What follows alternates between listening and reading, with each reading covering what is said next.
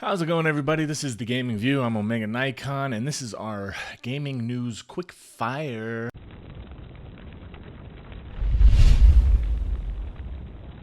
Sorry we've been away for a couple weeks. We've had a bunch going on. Some things with the channel, but mostly just driving back and forth between states of the United. And I don't know why I said it that way. But anyway, we're back. And it's been a couple slow weeks, especially because of E3. Usually that sucks up all the gaming news. And so we did a lot of live streaming of E3. You can catch that on our channel backlog.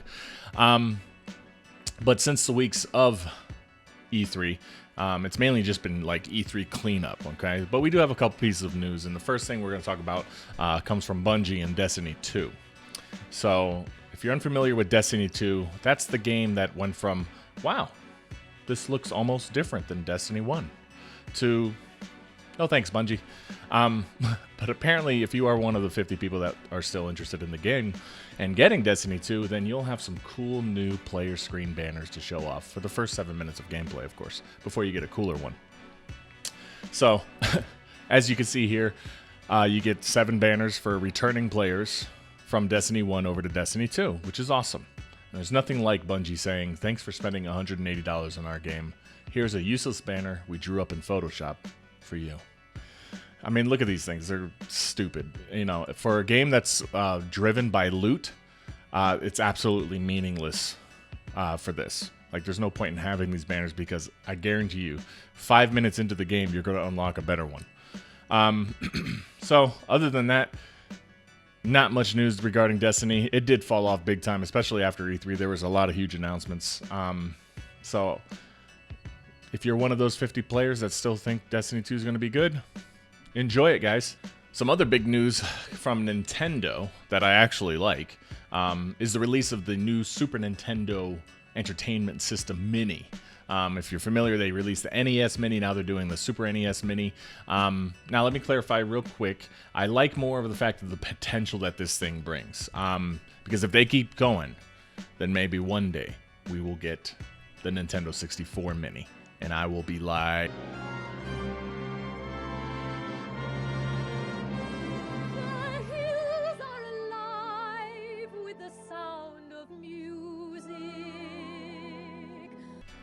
But let's talk about the Super NES Mini first. So the console is going to cost $80. It comes with 2 controllers and 21 games. Those games are, here we are, Super Mario World, Super Mario Kart, Legend of Zelda, A Link to the Past, F-Zero, which was awesome, Super Metroid, Super Street Fighter 2 Turbo, which was awesome, Super Punch-Out, Castlevania 2 or 3, I think, Donkey Kong Country, which was awesome, Mega Man X, huge following, Kirby Superstar, Final Fantasy 3, Kirby's Dream Course, Star Fox, which was awesome, Yoshi's Island, Super Mario RPG, I loved that game, Contra 3, Secret of Mana, Earthbound, Super Ghouls and Ghosts, and the unreleased Star Fox 2, which is probably just a less graphical version of Star Fox 64. Do a barrel roll! Since they love rehashing that one. So basically just the cream of the crop of the console. Not a bad deal, unless you have like a Super NES emulator on your computer and you have all that for free. But still, a pretty good deal. I'm probably not going to get it. I didn't play too much Super NES. Probably Mario RPG was the game I played the most. I mainly came into gaming with the Nintendo 64. But I am happy because maybe, you know, this will provide the potential that maybe one day we will get a Nintendo 64 Mini. I mean, even though I have a Nintendo 64 emulator and it works perfectly fine and I have every game that I ever wanted, but we could always hope, right? So our main story today comes from the good old boys over at Capcom concerning Marvel vs. Capcom Infinite and the XMen.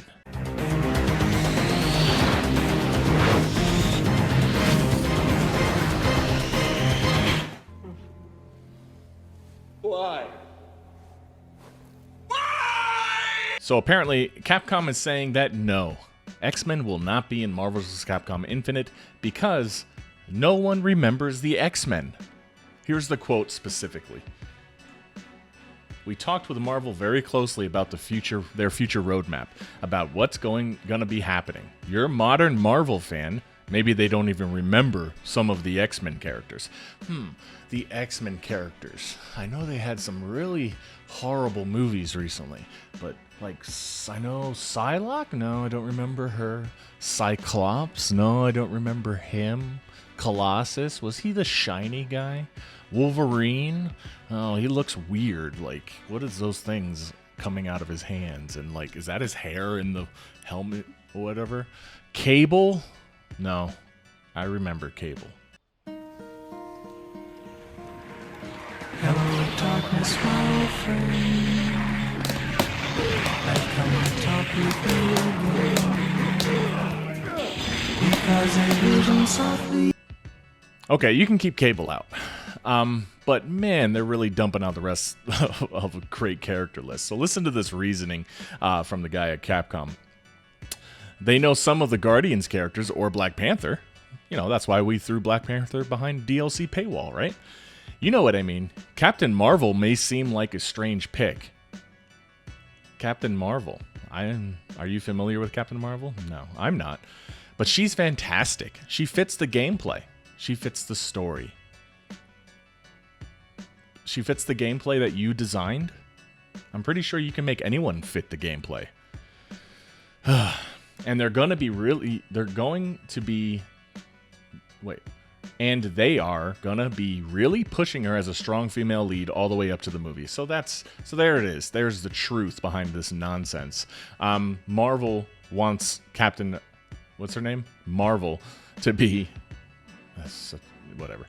They want her to be the mainstay because the movie's coming out. So they need to draw attention to a character that not a lot of people are familiar with so that they can sell tickets. We're trying to take everything into account and choose the best characters. No, you're not. No, you're not. Not even close. God. And now listen to this second quote. Oh my goodness. If you were to actually think about it, these characters are just functions. Oh, even your fantastic Captain Marvel. They're just doing things. Magneto, case in point, is a favorite because he has an 8-way dash. And he's really fast, right? Yeah, Magneto is awesome. So our more technical players, all they want to do is triangle jump and that kind of stuff. Well, he's got a little bit more than just triangle jumping and dashing. I mean, he's got great specials. I mean, he can grab you from anywhere on the screen and wreck you. Well, guess what? Nova can do the same thing. Captain Marvel, the fantastic Captain Marvel, can do the same thing. Ultron can do the same thing. Well, if they can do the same thing, why even have Magneto then? I mean, it's not like there was a game that came out made by Capcom that featured Marvel characters where Magneto, an X-Men character, and Nova were in the same game, right? Oh, wait, no, there was. It was called Marvel vs. Capcom 3 Ultimate. And you know what? Everyone still picked Magneto because he's awesome. Idiots. Go ahead and try them out because we're too cheap to actually put the characters everyone wants in the game. I'm sorry, I added that part. I ad-libbed it. Just in case you didn't know. But this quote eerily reminds me of something an Xbox exec once said. Fortunately, we have a product for people who aren't able to get some form of connectivity. It's called Xbox 360. Right. So stick with 360. That's your message. If you don't. Well, yeah, it sounds pretty bad for Marvel's Capcom Infinite, and it just keeps sounding, or keeps getting worse for Marvel's Capcom Infinite. I know one of our guys, Juan, he loves the Marvel vs. Capcom franchise. I kind of hated it after they went to the 3D route. Well, 3D character models with 2D backgrounds. I didn't like that. It didn't feel like real Marvel vs. Capcom to me, so I kind of jumped off the boat after when Marvel vs. Capcom 3 came out. But I know he's stuck with it. He's enjoyed it. He's still going to get this game.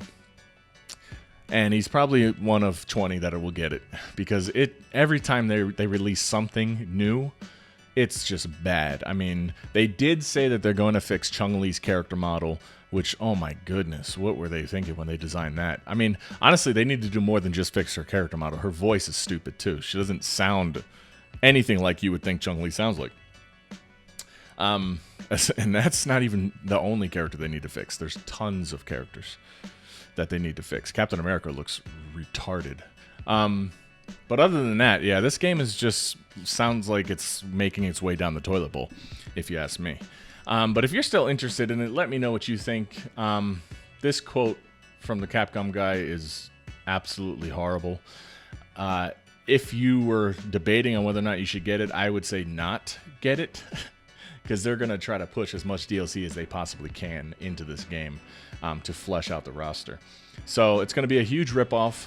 If you played the story demo, apparently that story demo is a 3-month-old version of the game, which is why the characters looked bad. And apparently the version that everyone was playing at E3, which is the Versus version, was more up to date. I don't know what that means. The game already felt like just a reskin of Marvel vs. Capcom 3 and 3 Ultimate. So there's not much new to the game, to be honest with you. So other than that, guys, let us know what you think in the comments about Destiny 2. I'm sure we'll get that one thumbs down from you-know-who. The ultimate Destiny fanboy. Nintendo's Super NES Mini, which looks really cool. I'm hoping it will continue. They keep continuing that. $80 for 21 games, 2 controllers. Not a bad gig. I don't think that that's bad. But again, you always have options, guys. I mean, there's tons of emulators out there. Maybe one day we'll get them to 64 Mini. That would be sweet. And then all this Marvel's Capcom Infinite garbage is our main story. So let me know what you think about these stories. If they're going to impact your buying. Which is, what we need to do nowadays. We need to influence the gaming industry with what we purchase to get the games that we really want and none of this garbage. But other than that, I want to thank you guys. I'm not sure if we'll have a Stop Messing With It. Once Juan reads this article, I'm sure he'll rant about it a little bit, so maybe he will do a Stop Messing With It. So as far as we know, with Marvel vs. Capcom, no XMen characters. I know a lot of people had a theory that they may be put into a season pass or behind the second season of DLC characters, which would be atrocious. I don't even know if I said that word right. Atrocious. If they do, it doesn't sound like they are. Marvel wants them to focus on the cinematic universe to sell tickets, which I don't think they need any help selling tickets. I mean, Ant-Man was a pretty much unknown. Guardians of the Galaxy were pretty much unknown, and they sold hella tickets. So, but other than that, guys, I'm OmegaNikon. This is the Gaming VUE. Thanks for watching.